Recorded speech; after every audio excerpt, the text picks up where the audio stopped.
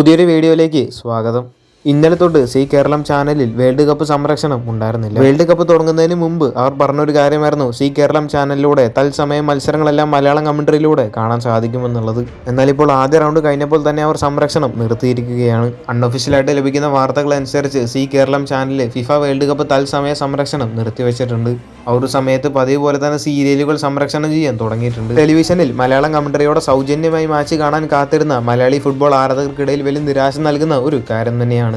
C5 subscribe ചെയ്യുകയാണെങ്കിൽ മലയാളം കമന്ററിയിലൂടെ മത്സരങ്ങൾ കാണാൻ സാധിക്കും. സി കേരളം സംരക്ഷണം നിർത്തിയത് കൊണ്ട് തന്നെ മലയാളം കമന്ററിയിൽ ടെലിവിഷനിൽ കാണാൻ സാധിക്കില്ല. കൂടുതൽ അപ്ഡേറ്റ്സ് ലഭിക്കുകയാണെങ്കിൽ തീർച്ചയായിട്ടും വീഡിയോ ചെയ്യുന്നതായിരിക്കും.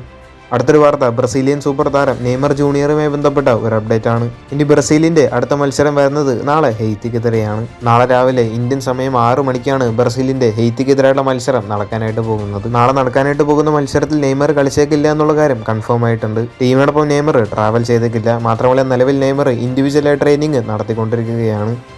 ഹെയ്ത്തിക്കെതിരെയുള്ള മത്സരത്തിന് ശേഷമുള്ള ആദ്യ ട്രെയിനിങ് സെഷനിലായിരിക്കും നെയ്മർ ജൂനിയർ തന്റെ സഹതാരങ്ങൾക്കൊപ്പം പരിശീലനം നടത്തുക. കഴിഞ്ഞ ദിവസം നെയ്മർ വാമപ്പ് മാത്രമാണ് ചെയ്തത്.